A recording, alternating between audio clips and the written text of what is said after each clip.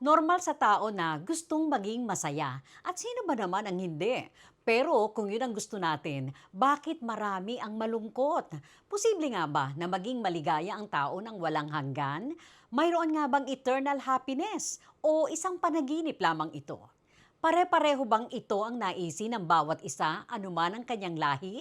Na mabuhay ng maligaya, hindi lang panandalian, kundi ng patuluyan.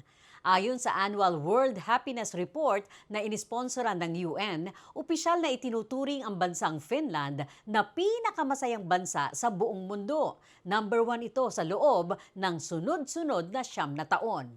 Nirarango ang mga bansa batay sa iniuulat mismo ng kanilang mga mamamayan hinggil sa antas ng kasiyahan sa buhay, tulad ng pagkakaroon ng mataas na social support system, mataas na life expectancy o mahabang buhay at mababa o wala halos report ng katiwalian o corruption. Sa pinakabagong global rankings, sumunod sa Finland ang Iceland sa number 2 spot. Number 3 naman ang Denmark. Number 4, Costa Rica. Number 5, Sweden. Number 6, Norway. Number 7, Netherlands. Number 8, Israel. Number 9, Luxembourg. At sa ikasampung pwesto, ang bansang Mexico. Ano nga ba ang mga pangunahing dahilan kung bakit nangunguna sa listahan ng pinakamasasaya ang mga bansang nabanggit? Ano ang magagandang pundasyon sa kanilang lipunan tulad na lamang sa bansang Finland? Una, may matatag itong safety nets tulad ng universal healthcare at malawak na social benefits na nagbibigay seguridad sa kanilang mga mamamayan. Pangalawa, koneksyon anya sa kalikasan, kung saan naglalaan sila ng oras sa mga outdoor activities na malaki ang naitutulong sa kanilang mental health.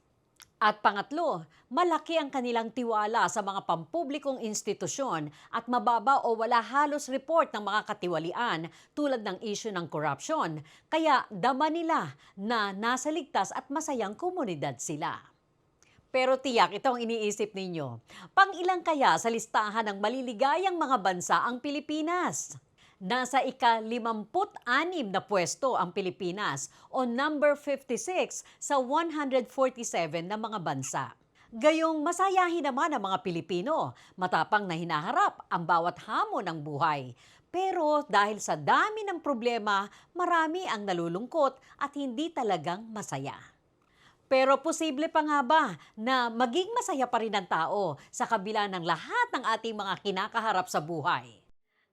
Taon-taon nagsasagawa ng regional convention ang mga Jehovah's Witnesses. At ngayon po dinalaw natin sila mula dito sa Jose Rizal Coliseum sa Laguna, mula po sa Calamba, Laguna. At syempre makakakwentuhan natin ang national spokesman ng mga Jehovah's Witnesses, walang iba, si Ginoong James Morales. Sir James, welcome back!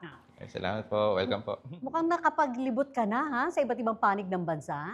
Opo, nung nakaraan meron din po kaming ganito mga event din sa Mindanao din po tsaka sa Visayas areas.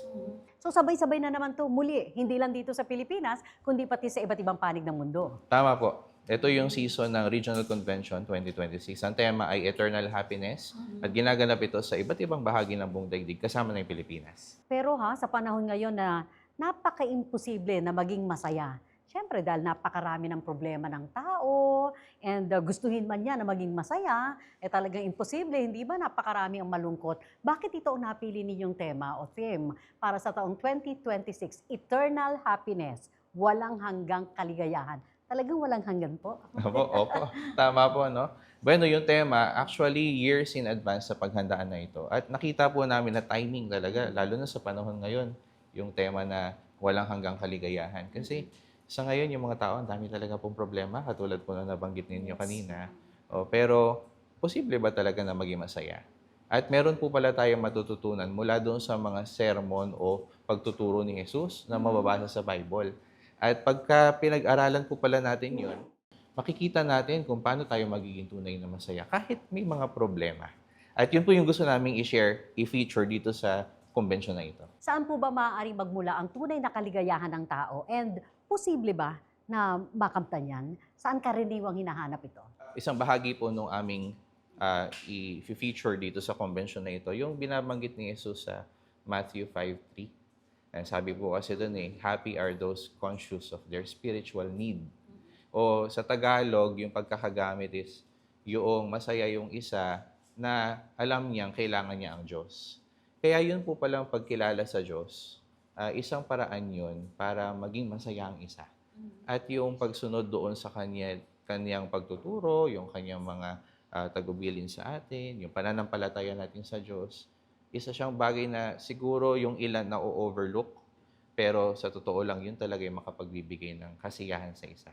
And ngayon na binabanggit po ninyo yung faith, pananampalataya, mukhang diyan nagkukulang. Tama po, minsan kasi talaga normal na medyo manghina ng konti, no? Kasi may problema eh. Pero sa kabilang banda rin, maraming makakatulong sa atin para muling magkaroon ng matinding pananampalataya sa Diyos. At yun yung kasama sa gusto naming i-feature dito rin po sa convention na ito.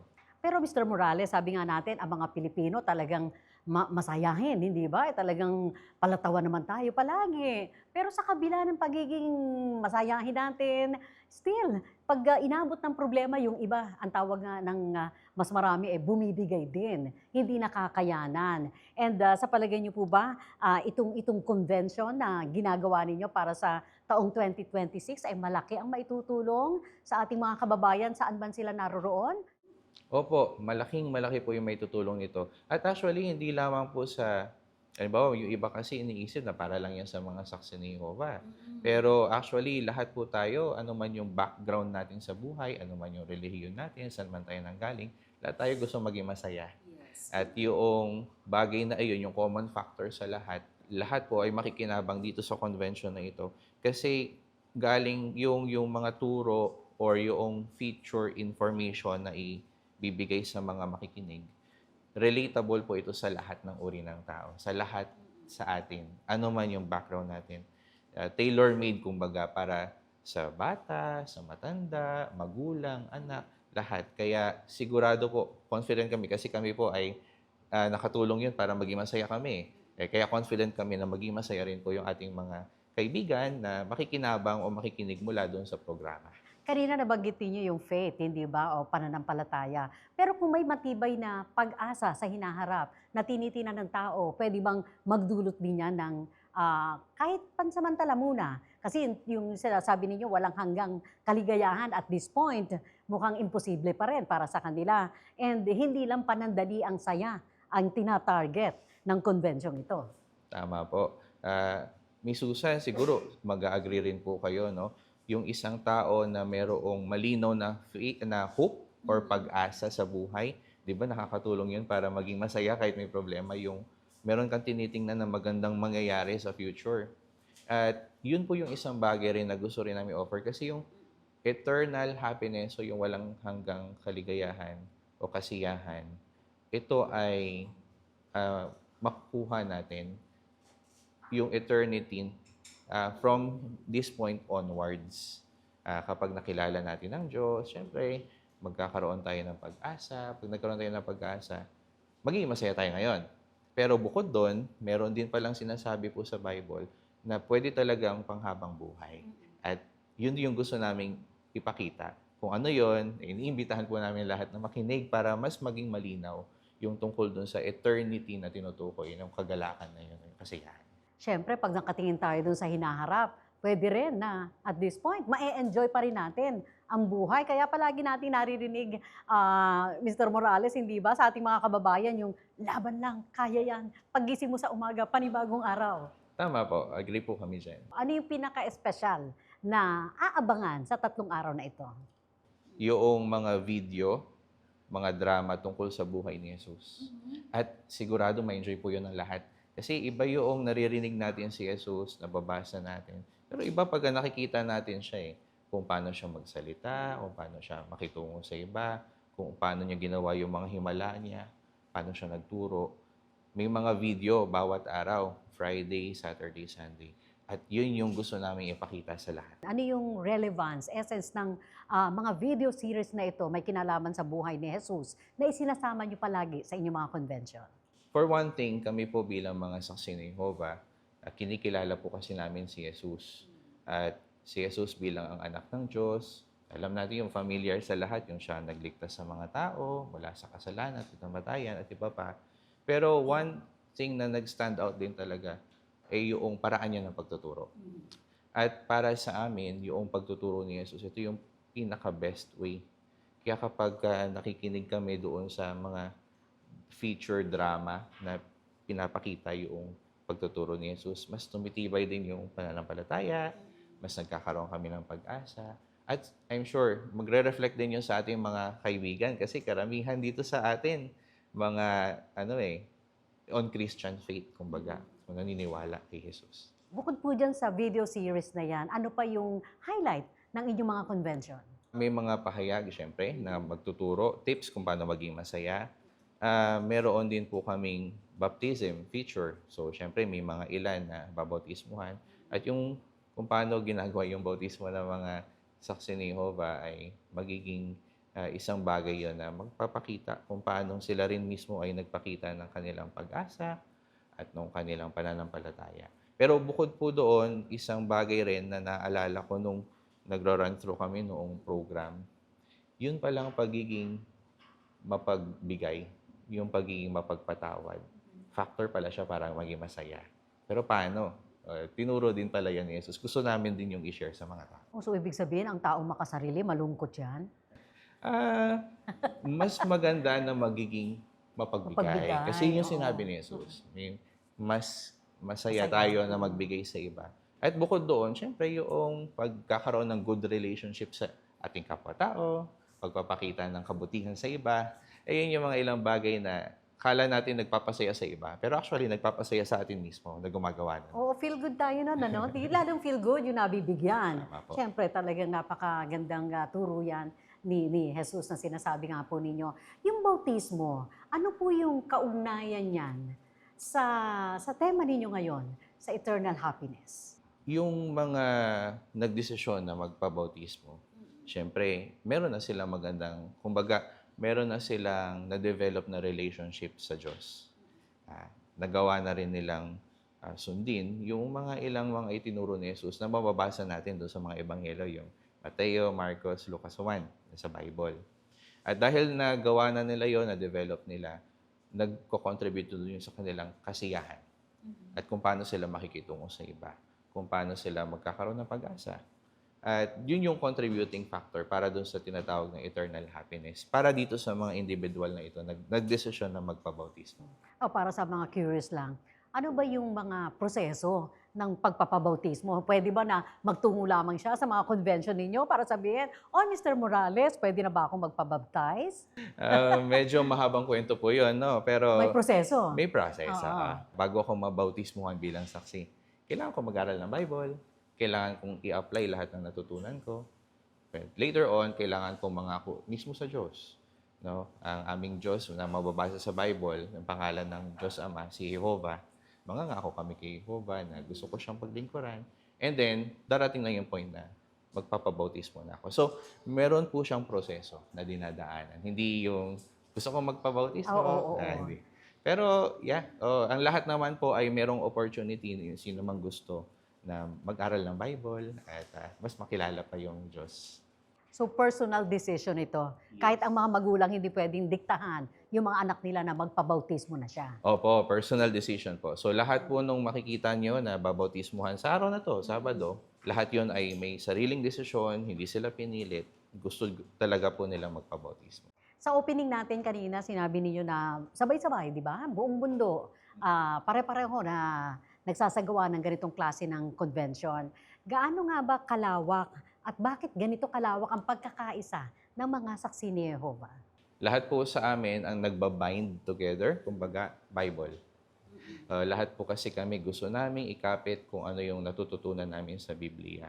At uniform po yan sa buong daigdig. Lahat ng mga saksi ni Jehovah ay pinag-aaralan talaga yung Biblia. Pare-parehas kami ng pinag-aaralan, tinatalakay sa aming mga pagpupulong at iba pang mga gawain. Pare-parehas kaming nangangaral, pare-parehas kami may convention. Kaya dahil sa mga bagay na iyon, nagkakaisa po kami. So ating po mga tagapakinig ay iniimbitahan po sa taong ito ng convention ng mga saksi ni Jehovah ngayong 2026 Ang tema po ay Eternal Happiness o Walang Hanggang Kaligayahan. Ito po ay libre para sa lahat. At kung interesado po kayo na makapakinig ng aming mga programa na tumatalakay sa mga turo at buhay ni Jesus at kung paano natin ito maikakapit or maia-apply sa ating buhay, pwede rin po kayong bumisita sa official website, jw.org. Tapos po doon sa bandang baba, makikita niyo po yung conventions. Pag kinlik niyo po yun, may lilitaw na page. Pwede po kayong maglagay ng language, halimbawa Tagalog, Cebuano, taga saan po kayo. At lilitaw po doon yung schedules kung saan-saang lugar kayo po pwedeng makadalo ng aming convention. Muli po, ito po ay open for the public at libre po ito. Wala pong bayad. Bakit po napakahalaga sa inyo na palaging libre ang mga convention na katulad dito at bukas para sa lahat? Siyempre, sabi nga ni Jesus, libre mong tinanggap, libre mong ibigay. Turo yan na nasa Bible. Kaya gano'n rin po yung kaisipan namin. Itong mga bagay na ito na pagtuturo, nakuha namin ito, kumbaga natutunan namin ng walang bayad. So gusto rin namin itong share sa iba, sa publiko, nang wala ring bayad. Kaya yung mga ganitong kaayusan ng pagtuturo or pagtalakay ng Biblia, free po ito para sa lahat. Welcome po kung sino naman yung interesado. Kaya kung tatanungin kayo ng ating mga tagapanood ngayon, saan ko nga ba matatagpuan ang tunay na kaligayahan? Ano pong iiwanan ninyo sa kanila? Ang tunay na kaligayahan ay nakadepende kung ano yung ating magandang kaugnayan sa Diyos. At yung nagtatagal na kaligayahan, ito ay kung patuloy rin po nating ikakapit yung lahat ng ating natutunan tungkol sa Kanya. Thank you very much, Mr. Morales. Hanggang sa muli po. Maraming salamat po. Sumayin niyo mga kaibigan, si Ginoong James Morales, ang National Spokesperson ng mga Jehovah's Witnesses para po sa Eternal Happiness Convention. Posibleng-posible pa rin na maging masaya ang tao, anuman ang kanilang lahi, sa kabila ng maraming mga problema na kinakaharap natin. At ipinag-aanyaya ng mga Jehovah's Witnesses ang kanilang Regional Convention para sa taong 2026 na may pamagat na Eternal Happiness. Hanapin po ninyo sa pinakamalapit na lugar sa inyong mga bansa ang mga konbensyong ito na patuloy na ipinag-aanyaya ng grupo ng mga saksi ni Jehovah. Hanggang sa muli, ako po si Susan Kay.